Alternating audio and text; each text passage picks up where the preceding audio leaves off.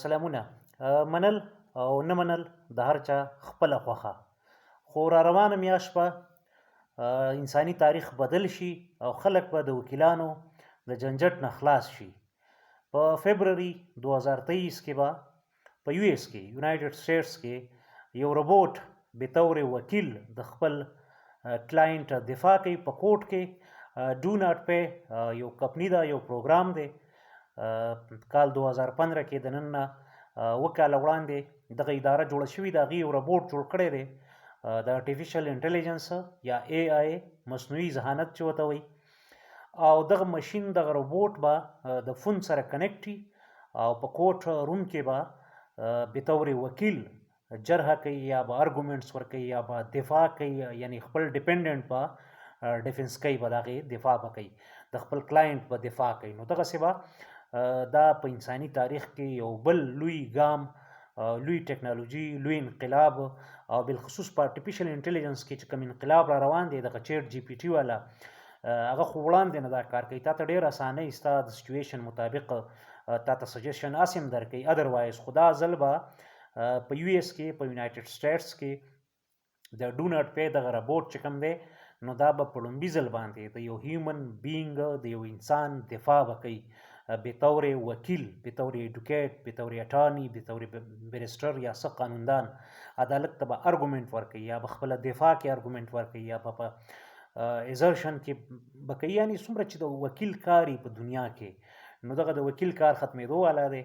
اوس به دا او په امریکا کې چې یو ټکنالوژي راشي او بیا ټیسټ شي او واقعي که ریزلټ ښکاري چې ریزلټ به ورکړي، نو چې کله ریزلټ ورکړي بیا په دنیا کې راخورېده فی زمانه دا دومره مشکل کار نه دی. د 15-16 کالو 3-4 کالو عمل وي چې په کوټس کې به بیا ته د آرټیفیشل انټیلیجنس نه به داخلي. او آرټیفیشل انټیلیجنس چې څومره ما چیټ جی پی ټي وکوتو، نو یقین وکړئ خلک ته ډېر زیات لوی جنجټ نه خلاصوي. یعنې که زه خدای مکړه کیس را باندې راځي ودین د کوټ او ماله کوټ اجازت راکوي چې زه خپل ځان په خپله ډیفنډ کما، نو اے آی زما ډېره زیاته مرسته کولی شي. څومره چې لاز دي، پریویلینګ لاز دي یا رولز دي، ریګولیشنز دي، نو ځان ته برابرولی شم خپلې کیس سټډي مطابق. واټ ایور زما چې څه قسم کیس وي، که هغه کریمینلي او که سیویلي، نو یعنې زه د اوس هم د چیټ جی پی ټي په مرسته کولی شم. خدای مکړه که کله زما کیس وي ما ته کوټ اجازت راکوي، نو پاتې شو لا روبوټ به بطور وکیل، بطور ایډوکیټ، بطور اټارني به پیش کیږي په کوټ کې. نو دا ډېر لوی انقلاب دی د انساني تاریخ کې. چیټ جی پی ټي که تاسو لږ هم خپل آی ډي ورپکې جوړه کړه او لږ هم انټیلیجنټلی استعمال باندې ځان پوه کړو، نو تاسو ته پته ولګي چې څومره لوی انقلاب راغلی دی د اے آی یا د مصنوعي ذهانت یا د آرټیفیشل انټیلیجنس.